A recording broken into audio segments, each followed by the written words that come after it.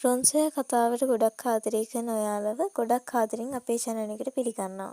ඉතින් අදත් වෙනද වගේම කතාවේ ඉදිරියේදී වෙන්න පුළුවන් කොටසක් ගැන අනුමාන කිරීමක් තමයි මම අද ඔයාලත් එක්ක බෙදා ගන්න හදන්නේ. ඉදිරියේදී මම කරන්න මේ යන අනුමාන කිරීමට සම්බන්ධ වෙන්නේ ආදේශ් සහ හසරලි.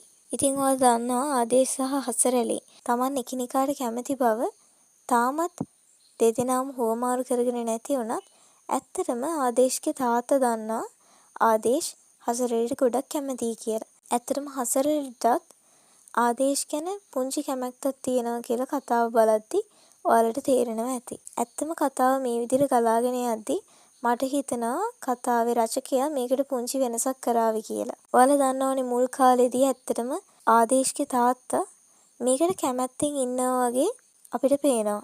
හැබැයි ඇත්තටම මට හිතෙනවා පස්සේ කාලෙකදී ආදේශ්ගේ තාත්තා මේකට අකමැති වෙයි කියලා.